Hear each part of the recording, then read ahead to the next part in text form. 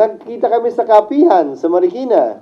And kaya niya pinanukala na ang huling balita ko ay willing siyang tumulong sa pag-draft ng rules. Na wini-welcome ko ang kanyang alok na tumulong sa pag-draft ng rules. Hindi mahalaga sa akin kung sino mangunguna o mamumuno dito, pero anuman tulong ay tatanggapin namin at makikipag-ugnayan ang aming opisina at ang legal team ng Senado sa kanya, kaugnay sa kanyang mga ideya sa rules. Hindi ko kinakaila. Bar top notcher si Coco, tama siya. Isa siya sa kukonting abogado dito sa Senado. Sir, nakumbinsin niya ba kayo regarding doon sa timetable niya? Ito'y proposed timetable. Ilang ulit kong sinabi. So, hindi naman niya sinabing tutol siya. At sabi ko, ito'y pagbobotohan at pagpapasahan naman pag nag-resume ang Kongreso sa June 2. Yung rules, proposed din naman yon. So, ano man na mapag-usapan, mapagkasundoan namin, ipopropose lang din yan sa plenaryo para aprobahan. All of these are subject to the approval of the plenary as a Senate, sitting as a Senate, and by the impeachment court when it comes to the schedule. Sir, nag-file na ba kayo ng sagot sa Supreme Court pala? Dinadraft na namin. Inaasahan namin mag-file kami sa hindi malayong hinaharap. Probably, most likely this week. Sir, yung pagdadraft, hindi ho ba dapat ang mag-lead ay si Sen. Tolentino kasi Rules Committee, sir? Pwedeng si Sen. Coco talaga? Hindi ko naman sinasabing si Senator Coco magli-lead. Rules Committee yan as a general rule dahil siya magde-defense of floor. Pero, tinutulungan na yan ng legal team ng Senado na magbigay ng mga panukala para matalakayan sa plenaryo at isa-isang ipepresent yan sa plenaryo. Committee on Rules ang magrepresent yan. Didistinguish ko. Yung rules, Senate sitting as a plenary, as a Senate, ang magde-decide yan. Yung calendar, impeachment court ang magpapasa niyan. So, yung panibagong sombrero na magpapasa nun. Si Sen. Coco po ay help lang, not lead. Yes. He's the minority leader in a part of the committee rules. Sabi ni Senator Vincent Di Maggio, gagawa ng subcommittee para gumawa ng rules. Kailangan pa ba na Lahat ng ito ay pag-aaralan pa ng Rules Committee dahil sila nga magrepresenta eh. Pero nandun pa lang kami sa stage na lahat ng inputs kinukuha namin at ipapanukala namin sa kanila. At ang hihilingin ko sa Committee on Rules, ipresenta ito lahat sa plenaryo. Sir, yung sa, sa calendar, na bigay na sa lahat ng senator. So far, sir, may nagpahayag na ba na gustong mas paagahan at hindi July 30? O so far, okay sila sa July 30? Wala pa namang nagpapaabot, pero maikli pa lang naman yung panahon na lumipas at hindi naman nila kailangan magpaabot dahil nga ito'y pagpapasahan ng impeachment court pag ito'y nakonbina.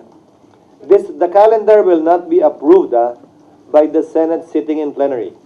The calendar will have to be approved by the impeachment court, although it's the same composition. So when you convene on June 3? Yes.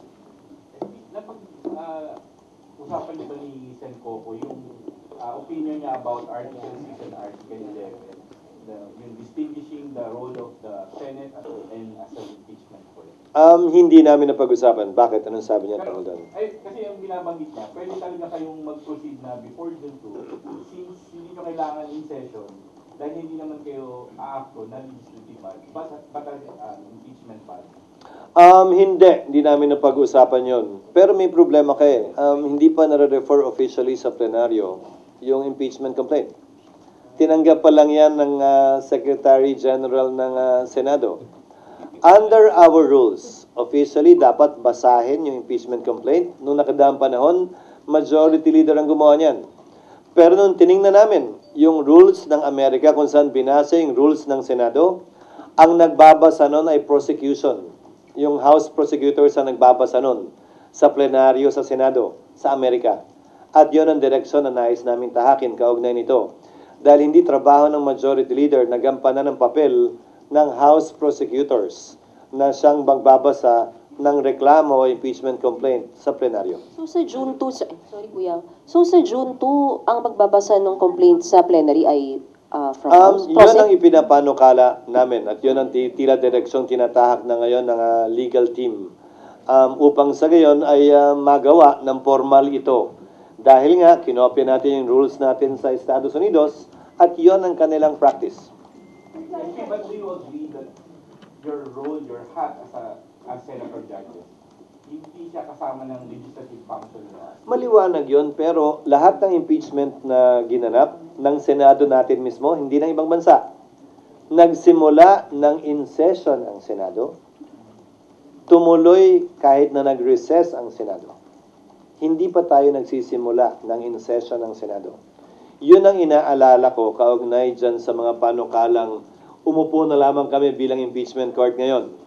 Kapag kami misstep o mali kami dyan, edi may dagdag rason na naman na idemanda ang Senado. Hindi ako takot sa demanda.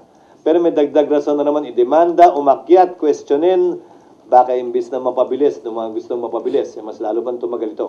Pero as correctly pointed out by Sen Coco, whatever happens naman, may aakyat talaga doon. May magpapile talaga. Pero hindi sa dahilan yan. May umakyat na nga eh. Pero hindi sa dahilan yan. Eh, hindi na nga ako sang-ayon sa dahilan eh. Ba't pa namin dadagdagan? Wala pa nga kaming ginagawa, inakyat na kami, kayo naman. Eh di lalo pa pag may ginawa kami na medyo opinion lang ng isa, dalawa o tatlo. Titiyakin namin na anumang gagawin namin ay sang-ayon sa batas sa aming pananaw at hindi simpleng teorya lang na pwede nating gawin ito. Lahat naman pwede kung sa pwede lang ang pag-uusapan. Pero dapat may sinasandalang mas solidong basihan sa batas. And you told Sen Coco that Hindi nga namin napag-usapan yan. No, I mean, the assumption that you have the backing of the majority. Sabi niyo daw sa kanya, tama yung assumption. Wala namang rason para isiping hindi. Dahil sa parte ng mayoriya, wala pa namang nagsasalita na tumututol at hindi sumasang-ayon kaugnay sa ginagawa ng Senado sa ngayon. Pero before that, sir, wala pa pong consultation with the other senators about the timeline. Ito yung konsultasyon. This is not written in stone. How many times do I have to say that? This is a proposal. Even the letter itself said it's a proposed calendar that the senators will approve when we convene. So, kumbaga, mag-iintay lang kayo, SP, kung meron mang senators na mag-raise ng concerns about the proposed timeline. Or kahit i-raise nila, okay lang. Pagbobotohan naman yan at pagpapasahan pa rin pag nag-resume kami. Ulitin ko, kahit anong kapihan na gawin namin ngayon, hindi naman namin pwedeng i-carry yan. Kailangan pa rin formal na aprubahan yan pag nag-resume kami. So, kasi sinasabi ni Madjo na magpo-constitute ng subcommittee, hindi pwede mag-start without hindi pa nag-resume yung... Pwede naman. Wala namang problema yun. Pwede niyang gawin yun. Karapatan niyang gawin yun. May kapangyarihan siyang gawin yun. Ulitin ko, anumang pag-aaral kaugnay ng rules, dapat ginagawa na yan ngayon. Anumang hindi pagkakasundo tungkol sa rules, magandang mapagkasunduan na ngayon. Para pag nag-resume kami, ay mas smooth na, mas swabe na yung prosesong gagawin namin. Sir, yung pag-lead lang ng rules under kay Majority Leader Tolentino, wala kayo nakikitang problema since busy siya sa pangampanya? Ginagawa na nga namin sa ngayon eh. Ginagawa na ng legal team ng Senado sa ngayon. Ano mang gagawin ng Rules Committee, kausap ang sino mang resource person, it will just supplement whatever is being done already now. At sa dulo, pagsasama-samahin yun, tapos pagdating ng session, i-consolidate at ang magpe-present niyan ay Committee on Rules. So, hindi nakakabagal na nangangampanya yung head ng rules? I don't think so because things are moving as we speak. Sir, si Sen Coco, Yung nakausap niyo Silang dalawa kaya yung pag-usapan nyo. Si minority at majority na lang. Ibig sabihin dinadamay nyo pa ako dyan. Sir, wala ba silang balak mag-usap na nga lang po silang dalawa na lang. Sir, nung kausap niyo po si Sen Coco, did he already give you proposals sa mga gusto niyong amendments sa rules? No, ang pinag-usapan namin, ako yung nagpunta, nung nakita kami nakita sa Marikina. Nangangampanya siya eh. So yun ang pinag-usapan namin, hindi namin napag-usapan. Walang about this? Walang about this? Ano? Nothing about it? Mga sa gilid-gilid lang. ano yung data yun? Ano? Ano po yung mga sabihin? Wala, ano ba sinabi? Mamaya na lang, kwento ko mamaya. Hindi naman pang quote eh. Sir, hindi sir, soundbite lang. Kasi sir, di ba parang Nagkausap ilang beses na kami. siya Basically, ang nag-request? sinabi lamang niya, na pwede kong sabihin, na sinabi niya, ay opinion ko yung binigay ko at tila suportado naman ng mayoriya yung iyong posisyon. Sabi ko, proposal lamang yon, wala namang kailangan suportahan o hindi suportahan dahil proposal yon. Lahat to isa sa pinal kapag nakita-kita tayo pagdating ng Hunyo. SP, yung letter po kay Gigi Sara, kay House Speaker, na-receive na po ba nila? And may Malamang. initial na sagot, may sagot po bang kailangan doon? Or Walang kailangan sagot. Hindi rin nila kailangan i-acknowledge dahil if ever it was properly served at merong either return card yon o may affidavit of service yon. So hindi naman kailangan patunayan pa na tanggap nila at hindi rin nila kailangan sagutin. Gusto lang namin maging transparent kaugnay sa lahat ng ginagawa namin. Ulitin ko, hindi kami takot mademanda, naman demanda harapin namin, pero anumang misstep ay susubukan naming iwasan hanggat maaari by being transparent at every stage of the process and being fair to all parties concerned. Kaya parehong panig ang binigyan namin ng kopya, hindi isa lang. Speaking binabanggit po si Senator, it's now up Balik mo talaga yun. to pressure the senators na Two. kung gusto nila mag-start talaga ng before June 2 yung trial o maghintay pa lang next month. Sinabi ko na yan. Wala naman sa clamor o pressure yan o palakasan ng boses. Ang sinasabi ng batas ay ang sinasabi ng batas. Unless abiyan kami ng Korte Suprema sa mandamus petition na pending ngayon, ang sinasabi ng batas at saligang batas at ng Senado sa ngayon bilang sole trier of impeachment ang siyang mananaig at hindi yung gusto ng mas nakararami lamang bagaman ito'y labag sa batas. Hindi naman porket mas maingay, mas mag-ingay ka, lalabagin na natin yung batas. Hindi naman porket takot ka matalo, lalabagin mo na yung batas para lang manalo ka sa eleksyon na darating. Hindi ako naniniwalang ganun yun. Kung ano ang tama ay tama, kung anong legal ay legal, kung anong naaayon sa batas ay naaayon sa batas. Sino man ang tutol dito, sino man ang mapapaboran nito. Yan ang dapat nating sundin at sundan. Sir SP, so kapag sinabi po ng SC na yung forthwith ay agad, susundin niyo, sir? Depende kung anong ibig sabihin nun. Depende kung anong sasabihin niya, anong agad. Ibig sabihin, sir, kung sabihin ng SC na Bukas. magsimula na kayo agad, Bukas. susunod kayo. Paano?